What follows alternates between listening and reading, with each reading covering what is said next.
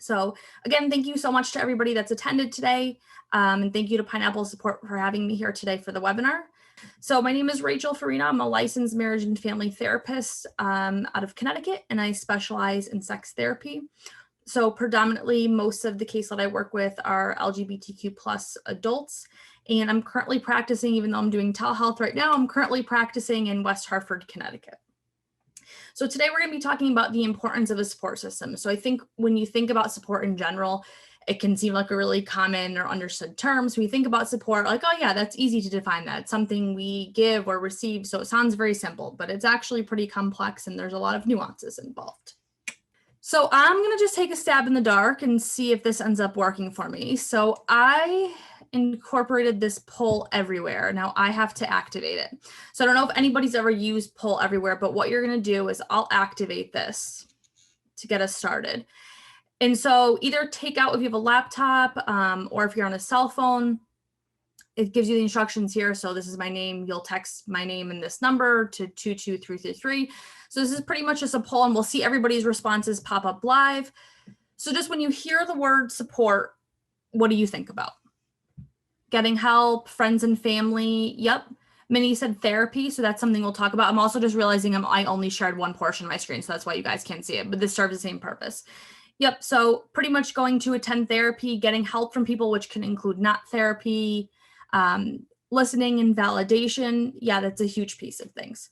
So yeah, we'll talk about all this when this comes up through the presentation. Thank you for bearing with me in my technological issues. So awesome. So when we think about support, this was just a quick Google search pretty much about what comes up when you type in the word support. So I highlighted both the fact that it's a verb and a noun. So when you think about a verb is, is something that we do.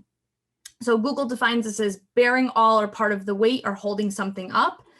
And as a noun, it's defined as a thing that bears the weight of something or keeps it upright, or it's interesting, it defines it as material assistance. So when you think about support, like I think the first thing that comes to my mind, for example, would be like a support beam.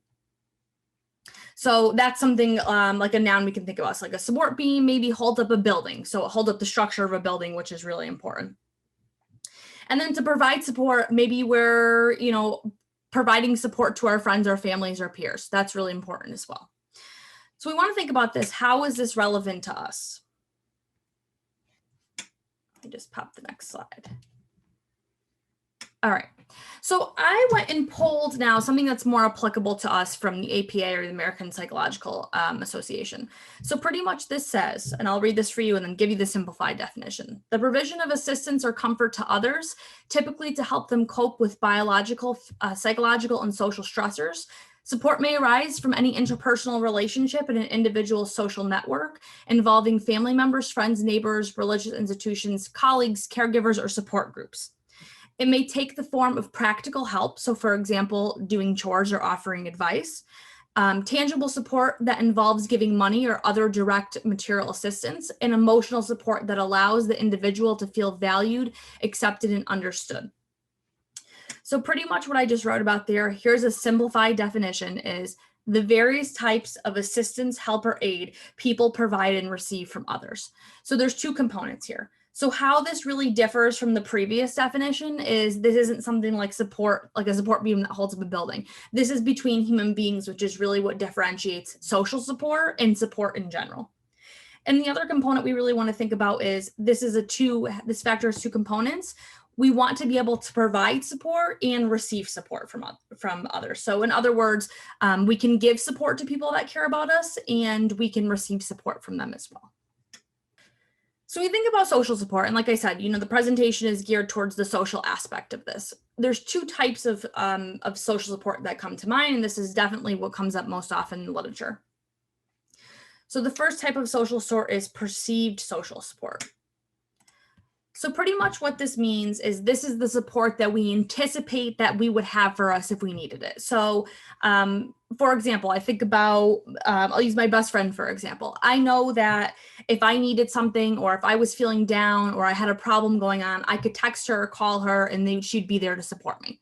So even though she's not directly, well, she does directly do the support, but sitting here in this moment where I'm not needing the support, I have the perception, understanding that she'll provide that support to me if I were to need that. So perceived support can come from anybody that we know to be strong supports in our lives. It can come from a best friend, a family member, and or a colleague, for example, and we'll go more over this.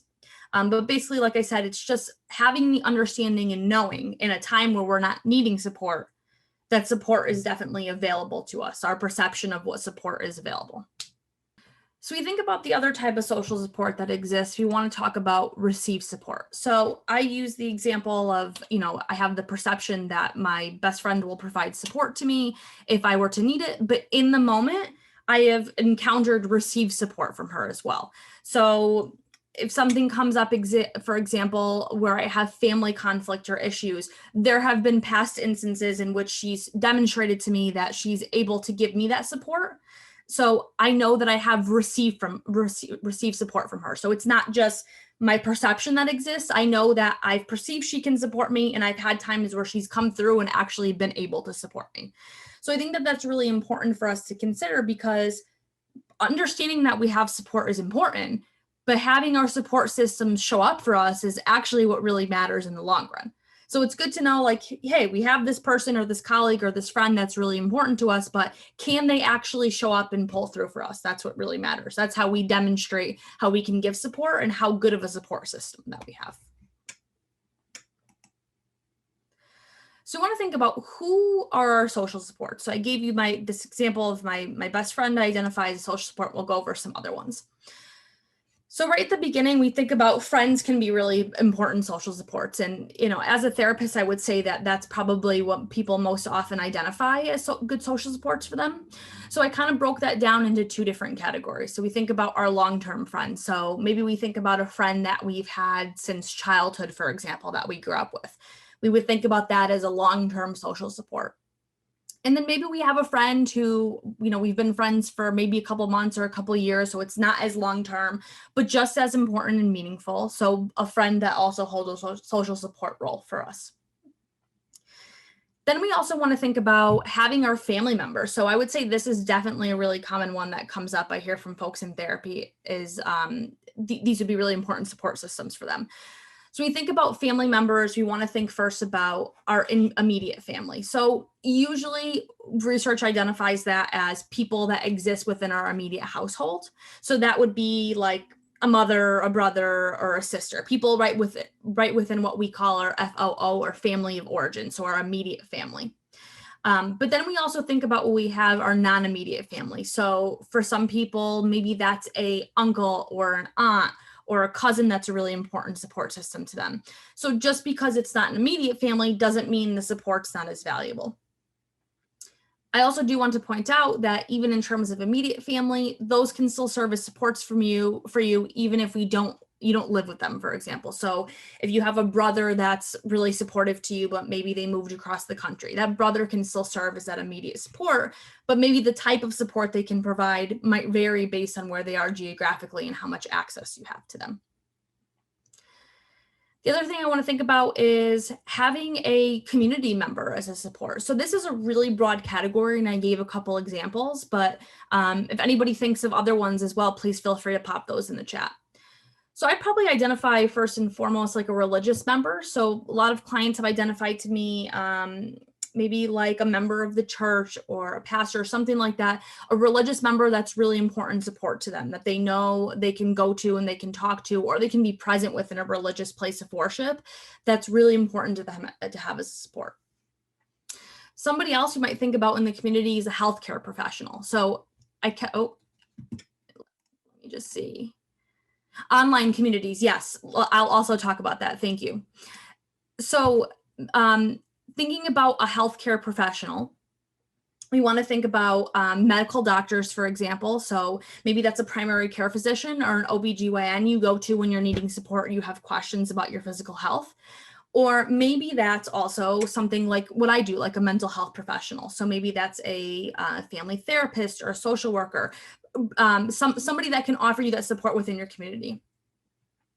Somebody else also mentioned an online community. So that's a really important piece. And what I love about that is that really has changed since technology has advanced, because years ago, I mean, and obviously, you know, once the internet came around, online communities existed, but probably not to the extent that they exist now or the type of technology that's involved. So we want to think about online communities as support. I know a lot, for a lot of the LGBTQ folks that I work with, they really, trans folks especially, really identify online support systems as what's important for them. Okay, the 70s, these things also existed, but things are changing and are so different. And I think even about like using the internet now to go on and I mean, find something in a community, it's easy access to do something like that. But yeah, these things existed all along, especially once the internet came out, you know, these online communities were in existence. So yeah, I think that that's really important to think about support that you can gain of people you might not necessarily ever met in person. Then you also want to think about partners, for example. So I included both romantic and sexual partners, and there's a reason I did that. So you think about getting support, and we're going to talk about also different types of support. But when you think about getting support, I think people first think about romantic partners. So, and they put partners, depending on if you're in a ethical or consensual non-monogamous relationship, or a monogamous relationship, doesn't matter. So whatever partners you have that are romantic to you, being able to use them as a support system as well. So a lot of times people will come in and say, you know, my husband or my wife is a really big support to me. I also put sexual partners as well, because I think depending on the type of support that you're looking for, a sexual partner can also provide that to you as well. And we'll talk more about, like I said, the types of support. So this one's a little different, but maybe a coworker serving as a support. And we'll go more into the nuances of, you know, how you ask for support and how it really varies. But thinking about a colleague. So maybe you're at work and you're feeling stressed out because your work is overwhelming or what you have to do is really overwhelming. A colleague is going to be able to, somebody said validation at the beginning when I asked about support. A colleague is going to be able to sit there, empathize with you, not only sympathize because they understand what you're going through, and be able to validate and listen what your struggles are. And then even though there could be the uneven power dynamic that exists between an employee and a boss can serve as a support. So if you've ever had a time at work where you say, hey, I'm really struggling with X, Y, and Z, maybe you talk to a boss about how to potentially manage this workload. So yeah, you know, it's not the same sort of intimate conversation that you have with a best friend, for example, but it's still a different type of support that may be useful and can be provided to you. Another one that's really important is having a neighbor. So depending on the community living, so this different from online community would be like in a physical community that you're living in. So I mentioned somebody like a next door neighbor. So if you live in a housing community, maybe you have someone next door that's a close friend to you and you use that neighbor as support. And then I also thought about folks even who live in residential places or community living facilities. So I had a client I was working with that was in community housing, recovering from substance use, and she had a friend that lived in the room next to her that was a really good support. So people who live close to you are part of your community and also serve as good supports. The last one that I added, and I added this specifically, and this really doesn't come up a lot in like the academic literature, but having a pet is a really important way of providing support. So even though it's not a human being, a pet can provide that emotional support, which we'll talk about. And I wanted to mention too, and I'll go more into depth about this, but all of this varies based on the closeness of the relationship, depending on how you're going to ask for support or what type of support you're looking for. So, you know, I talk often about this in therapy. Maybe the expectations of support you have from a romantic partner, for example, might differ from the expectations you have of something like a colleague. So the example I always say is, you know, if you're not feeling well, maybe you expect that your partner is going to be there to support you and bring you soup, for example. But maybe you don't have that same expectation, you know, with a boss or a colleague, because it's more of a professional relationship and not a personal relationship. So it's more so about determining, you know, how do you decide what type of support you need and who you need that from. So thinking about how we build a support system is super important. All right. So we want to think about, for those who can identify, who are present, today, thinking about, okay, if you feel like you have a great support system, that's fantastic, first of all, but how are we able to even strengthen what you have and to build upon that? And then I meet a lot of folks who really tell me, Rachel, I'm struggling with finding a support system. How do I add to my support network? Or how do I even begin to build from the ground up if I feel like I don't have support? I can't tell you how many clients I've had that come in and say, Rachel, I'm really struggling, especially folks who are in, the recovery process. I don't have a lot of family or friends right now. How do I build a support system when, I don't have a lot of friends or family? That's something common that comes up, which we'll talk about. So again, like I said, maybe we want to build from the ground up, or maybe you want to just improve what you have in terms of building your support system. So somebody mentioned this at the beginning when I said, when I asked, what do you think about when you think about support? And somebody mentioned therapy. So I think the first thing we think about is different types of therapy that exist. And let me just say, this can be its own presentation all within itself, but there's a lot to say about this, but I can keep it short. So we think about therapy, there's two different types of therapy. So we usually have an individual therapy and a group therapy. The other thing that I'll say to that is if you are seeking like psychiatric medication, a psychiatrist or an APRN is not necessarily providing talk therapy, but they're part of your therapeutic services or maybe your team that you're working with. So we think about individual therapy as meeting with somebody one-on-one, kind of like in the picture here on the left. And then we think about group therapy. It's usually 3 or 4 more people. And the group is usually focused sometimes around a topic or has certain content each week. So like I used to run a relapse prevention, which was a type of group therapy that would run every week and folks would attend in addition to their individual therapy. So like I mentioned, I think attending therapy is really helpful in terms of mental health, but it's also used for substance use. And I think depending on what you're really needing, it varies, but there's a lot of agencies or online communities that will offer support for both what we call co-occurring mental health and substance use. So therapy is really important because it's part of what helps to build emotional support. And we'll talk about what emotional support is, but that's really where you're getting the support from in therapy. So you're not necessarily asking your therapist to bring you soup when you're sick or for money if you're needing it, but it's really a place to, again, get out the listening and receive validation from that. So I do want to make a note that support may be ethically limited. So what does this mean? So you think about if anybody's ever been in with a private practice therapist, for example, or even at an agency, what they might say to you is, hey, just so you know, we don't offer any crisis services. If you're in a crisis, you have to call 911 or 211, depending on, where in the world you're located and what your services are, or attend an emergency room, something like that.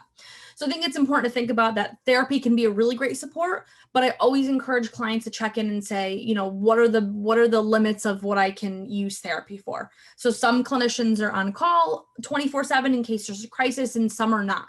So I think it's really important here to develop a game plan if you're using therapy as a support.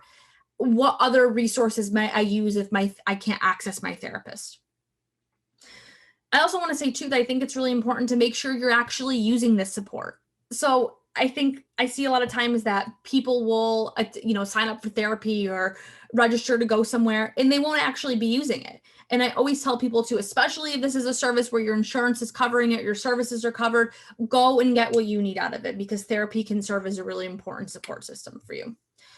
The other thing I want to make a note of too is barriers do exist. And this is another presentation again all in itself, but for a lot of folks from racial or ethnic minority backgrounds, and especially LGBTQ plus folks, there are a lot of barriers that exist, and especially in the relevance of Pineapple support, that's a foundation that's developed for people that work in the industry. But I think there's a lot of difficulties that exist around that and barriers in terms of finding a therapist when you're working in the industry or you're LGBTQ plus or you're Black or Latinx, for example. It might be hard to find somebody who can provide you the care and understanding you need, or to find therapists who are affirmative of that background as well. So I think there's a lot of barriers that exist. Another thing I would say is socioeconomic status. So therapy can be expensive. So that's why wonderful things like Pineapple support are what help. Another important thing, and I recommend this a lot to folks who are struggling with the friends or family aspect, is joining a club group or team or something like an organized event, all right? So this is something where you can find others who have shared interests as you. So I give an example below that you can do this by searching online, and somebody mentioned, the power of having online communities. And now, of course, with access to the internet, finding support is really important as well. And you can do that with the access to the internet. So you can use websites that are specifically designed to connect you with people who have shared interest, or you can go somewhere in person to kind of find out about groups of people who share interests. So I know at my local town hall, you can go in and they usually post on a bulletin board, like weekly activities that come up where people have similar interests as you. So this may look like maybe a flag football team or a soccer team or a book club or a cooking class, something where you can go where people have similar interests as you. Minnie mentioned, it took me years to be aware of some of my obstacles were culturally based until I was in a group therapy having other members who were from the Caribbean community. Yes, the cultural component is so important.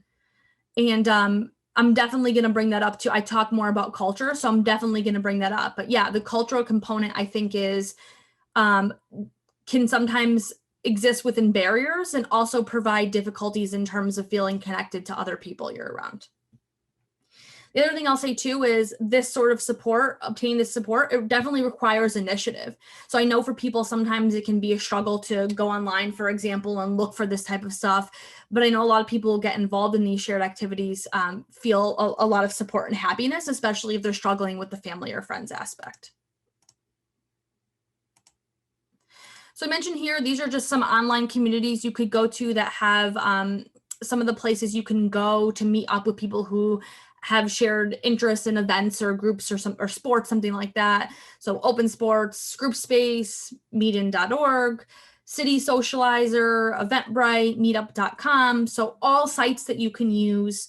And I'll save this for anybody that has, questions as well. If you'd like to reach out to me or email me or tweet at me, I can save all this information, but just places you can go online to find people who have shared interests. And I think a lot of folks are really surprised what they find. So we also want to think about evaluating your circle. So this can require a lot of deep work that is done in therapy, but it's really important to be evaluating the type of circle you're involved in. So this is pretty much stepping back and saying, okay, who are the people that I have around me? So this helps you to determine which supports are present. So like we talked about before, that sort of perceived support. So I can sit back and assess and say to myself, okay, if I'm needing support, what is my perception of what people are available for me? So it helps you, like I said, determine who's really going to be there when you need them. And then once you can do that sort of inventory process of seeing who's available for you, this also helps you determine if you need A, new supports, or B, additional supports.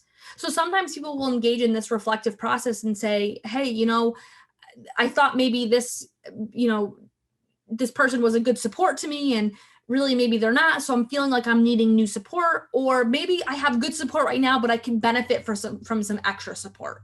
So I think evaluating what you have currently is also a really important part of this process. I also wanted to mention really the importance of supporting others. So our supports are likely to support us if we have times where we also provide support to them. So if you notice this infinity loop here I have on the left-hand side, I think it really demonstrates the idea of reciprocity, which is important. So when we think about relationships in general, I mean, any sort of relationships, especially friendships, people like reciprocity in relationships. The only exception I would say is therapy, where it's a relationship where there's a financial exchange, where the therapist is not expected to be talking about themselves. It's supposed to be a exchange where the client is talking all about themselves. People in real life outside of therapy want reciprocity. So I think it's really important. I just was talking with a group member a couple months back ago about this. They said, I really struggle with showing up for the people who show up for me.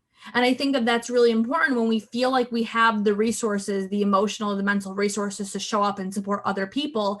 That's part of what strengthens the relationships and helps to have other people show up for us. So I think that that's to remember, we want, part of using support is being able to take the support from people who love us and they want to give us support, but also being able to provide support in addition as well. And we're going to talk too about this in terms of the cultural component, but part of building support is asking for support. So I know this is the part that people absolutely dread the most, and asking for help, like this little lifesaver on the left-hand side. People, including myself, really struggle with asking for help. But the problem is people might need to know if we're needing support. So for some folks, this can be obvious. Maybe you have a friend that's really communicative about how they're feeling and they're open with you and letting you know, hey, I'm feeling anxious or feeling depressed. And maybe others who are needing support might not be so obvious about it and come out and say something like that. But we have to remember that we cannot expect others to just know. So I notice a lot, as a marriage and family therapist, there's a lot of struggles when it comes to couples, because couples will expect that their partners just read their mind and will just know what they need. So I think part of asking for this support is to be able to verbalize, hey, number one, I'm needing support. And number two, here's the type of support that I'm looking for. So I think working on the skills to be able to ask for support and also the skills to figure out how to verbalize what you need are part of how you build this system. So how do we ask for support? And this is, like I mentioned, one of the most difficult parts for people. Like I said, first you have to determine what you need. Okay, so maybe I'll make up an example. Maybe I'm really struggling with my finances for the month and I know my rent's coming up. So I'm panicked and I'm worried because I'm really needing extra help to pay my rent this month. So okay, I've determined that I need some financial support. So then I want to think about who are the best people or best person to ask. So again, we talked about before, types of supports would be like a pet or a neighbor or a colleague. So you want to think about, now that I have this specific type of support that I need, who is the best person to ask? So maybe I don't feel comfortable necessarily asking a colleague for financial support, but I know, for example, I can call my best friend and say, hey, I'm really struggling. Can you help me out? Because I know I can count on her. So I've determined what I need. I'm needing financial support. I've determined the person to ask, who is my best friend. And the third step, like I said, the most important part is just to be able to ask. So I remind people all the time, even in therapy, the people who are a part of our support system do it because they care and volunteer to be there. Nobody is forcing them to be a support for us. So I think it's really important to remember, people who love and care about us likely want us to ask them for the support that we need. So being able to do so appropriately and politely, that's the best way to really get the type of support that you're needing.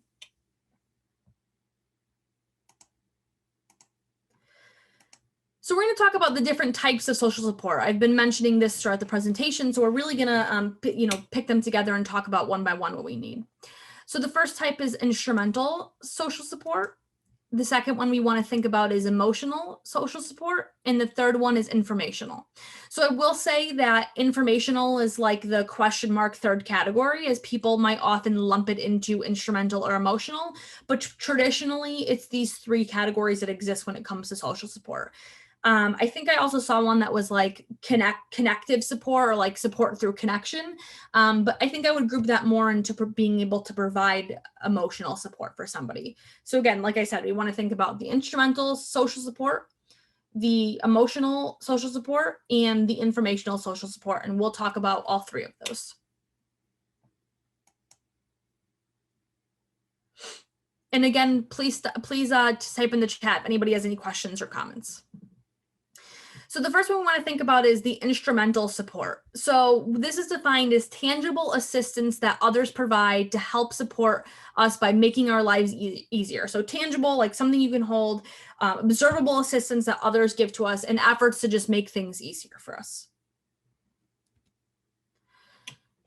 So the first thing that I mentioned is financial support. Okay, so this was like in the example that I gave a couple minutes ago about the rent. I'm really struggling with my finances and I know my rent's coming up. So I reach out to my best friend and say, hey, I'm struggling. I'm needing some financial support this month. Can you help me out? So this is a way, it's something tangible, monetary value, money that can be provided to help support me to pay my rent and make my life easier. Another type of instrumental support would be childcare. So let's say that you're really sick, for example, and you have a newborn child and you're stressed out because you're not feeling good, you're sick, and your newborn needs to be taken care of. So you call your sister, for example, and say, hey, can you please come over and help me take care of little Sally? I'm really needing the assistance so I can take care of myself when I'm sick. So that's a great time too, because people can show up for you when you're needing favors or things that really support you to make your life easier. So I also put housekeeping too. This is another example. So maybe you're struggling with mental health, for example, and a lot of folks who struggle with depression mention to me all the time, I'm really struggling keeping up on my dishes or my laundry or just the basic ways of taking care of myself. So that's another tangible way that you can be supported that will help to make your life easier as well.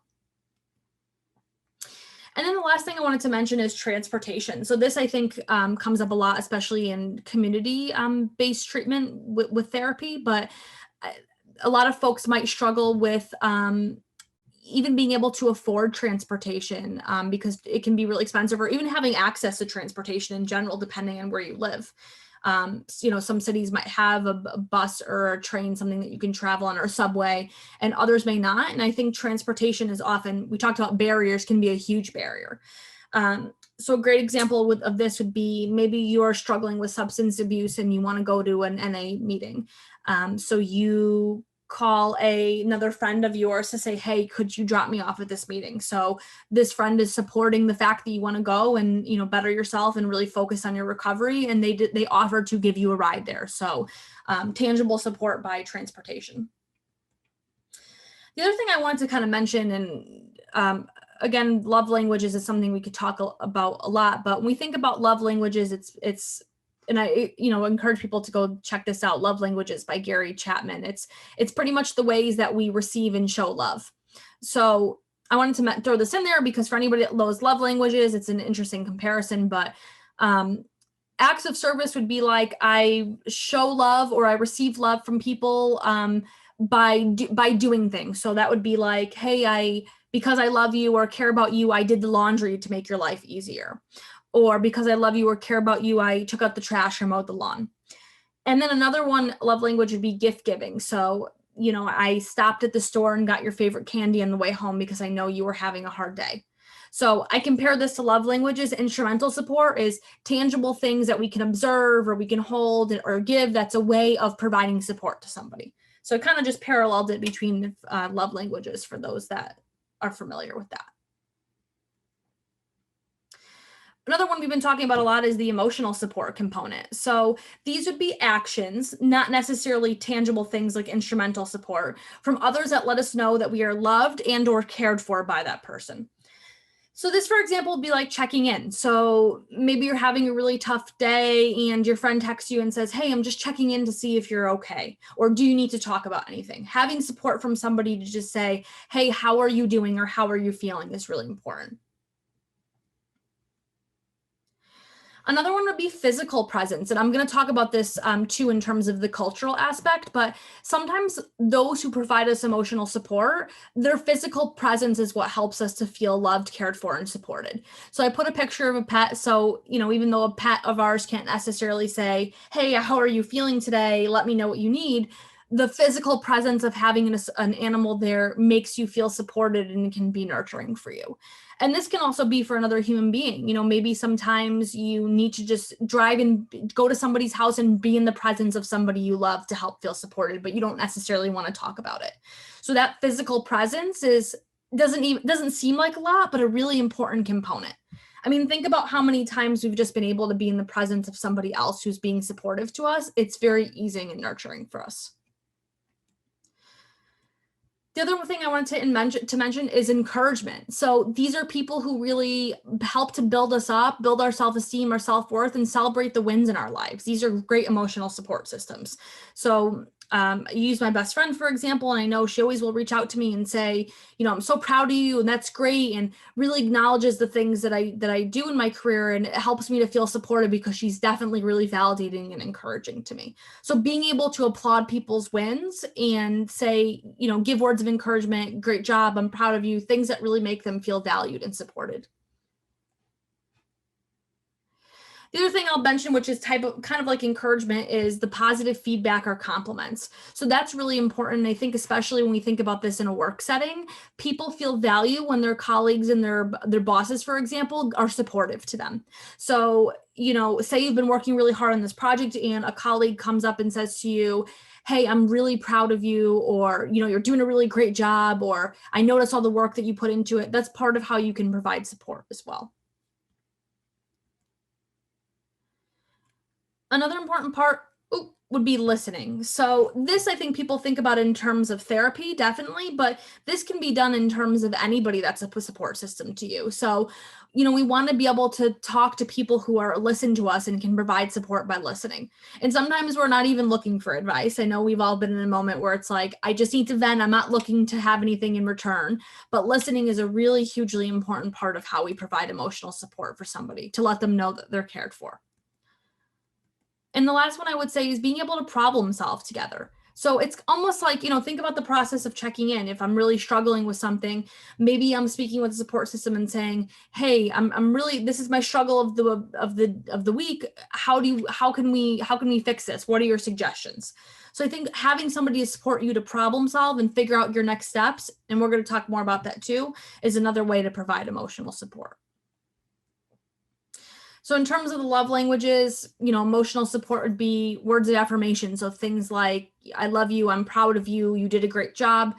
Spending quality time. So like I mentioned, just being able to be physically present with somebody you care for. And then physical touch. So sometimes emotional support might look like holding hands or a hug or a pat on the back, something that lets that person know you support them. I just wanted to give an example about something that's kind of relevant to what's around here. I'm in the US based out of Connecticut. So here in Hartford Healthcare, Hartford Hospital, they have a program called NODA, which stands for Nobody Dies Alone. So pretty much folks who are considered to be actively dying, which they define as 72 hours left to live, they bring in volunteers to sit with people who don't have friends or family so they don't have to die alone. So I really like this example, and I wanted to include this about emotional support because I remember in the training they had talked about, you know, death and dying is perceived differently in every single culture. But the one thing that researchers notice is consistent throughout every culture is that people don't want to die alone. So I really love this example of how you provide emotional support, and it's part of that physical presence. So anybody if I encounter anybody in Connecticut, it is a volunteer opportunity.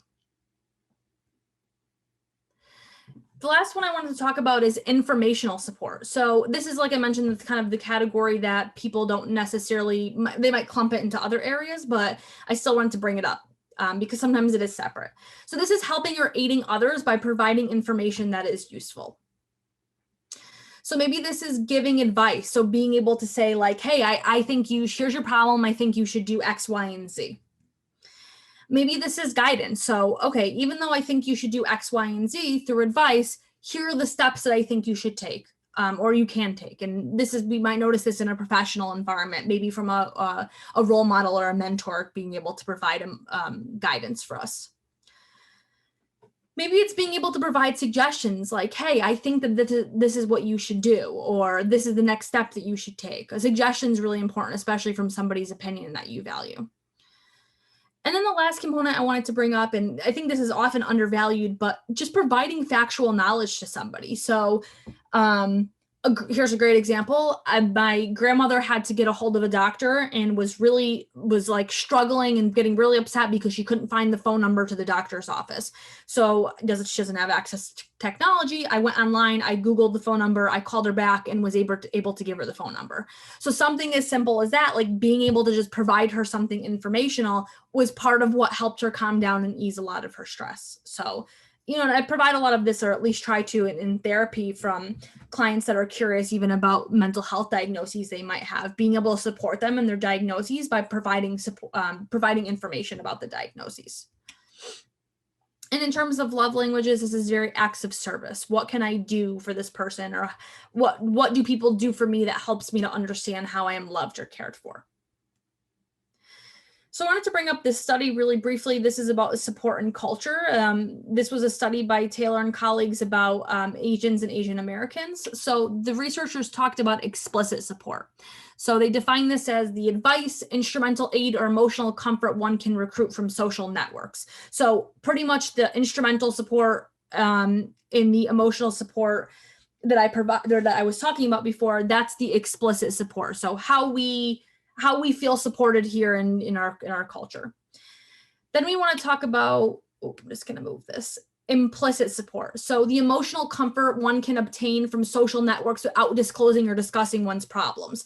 So this is kind of what I described before in terms of being able to be near somebody and not necessarily talk about your problems, but know you're in the presence of somebody who cares about you. So pretty much Taylor and colleagues looked at Asians and Asian Americans and then European Americans. And they looked at how European Americans are definitely more about the explicit support, while Asian Americans are more specifically about the implicit support. So I actually have those switched, but they're supposed to be the other way around. So pretty much what it came to is that whether it was explicit support for European Americans or implicit support, people were feeling positive outcomes for well-being. So what they were talking about, in Asian culture, people aren't necessarily feeling the need to come out and sit down and say, hey, I'm really struggling. Here's my problem. Let me ask you for support.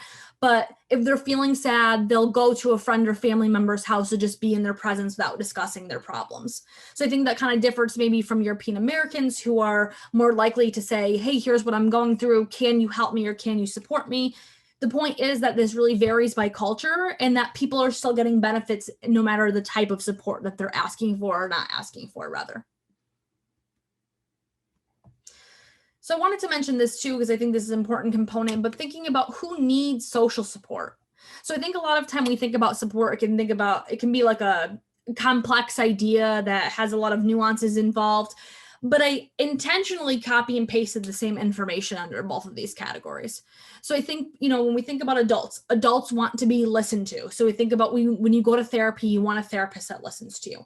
Children also have the same needs. So if anybody has kids or is planning on having kids, or who has a parenting role, that kids need that emotional support by being listened to and understanding their opinions are valued as well. Thinking about for adults, the instrumental. So maybe it's helping with tasks. You go to your friend's house and help them clean. But maybe a child is building a special project that they need help on because they don't have the fine motor skills, for example, to be able to navigate this project by themselves. Then we think about informational support for adults. I gave you that example of providing the phone number for my grandmother, but also for children. Maybe children are curious about aquatic animals, for example. So that's really being supportive to them in their learning and nurturing their learning by providing them that information. So I think we have to remember that both adults and children need social support, but just in different ways. So I also wanted to mention the benefits of a support system. And when we talk about benefits, this pretty much answers the question, why is support important? So support's important for two different reasons. A lot of the literature talks about these two predominant reasons, the mental health and the physical health. So when we talk about support, we want to understand that support is what we call a protective factor. So I'm going to go over this quickly, what a risk factor is and a protective factor is. So people might say, okay, risk for what? Excuse me. Generally, when we think about risk, what the medical or healthcare community is talking about is risk for developing a disease, or risk that, for example, a child's likely to grow up and engage in crime. And I'll talk about that in the next example. Or risk for suicide attempts or a lower life expectancy. So there's all these things called risk factors, which really increase the likelihood for these things to happen. And social support serves as a protective factor. So I'll go over this example. And again, when we think about risk factors, we think about how it increases the chance for or speeds up the process in developing a negative outcome of well-being. So this example that I use, I highlighted this example that we're talking about children that are likely to grow up and be involved in crime, for example, like to be incarcerated. So these are all the risk factors from when they're young that increases the likelihood they will grow up to be involved in crime. So we see a lot of really tough things, family conflict, violence, poverty, racism, all the barriers that children grow up with that are essentially what we call risk factors for increasing the likelihood that they will be involved in something that's risky, which would be crime in this example. We know some other ones like homelessness, presence of crime within their own neighborhood. So some really deep stuff. Then we want to think about protective factors. So this is pretty much what social support is. So protective factors decrease the likelihood of a negative outcome occurring at all, delays the onset, or decreases current symptoms associated with well-being. So the same crime example, these are protective factors that pretty much help children to be less likely involved in, because this is the example, less likely to be involved in crime, for example. So if children grow up with success at school, good parents, supervision, and I highlighted all the support related ones, strong social supports, positive role models, good peers, and even at the bottom, availability of services. We talked about community supports. That's also an additional support. So pretty much what this example is saying is, if children grow up with all these protective factors as opposed to these risk factors, they are less likely to be involved in crime, for example.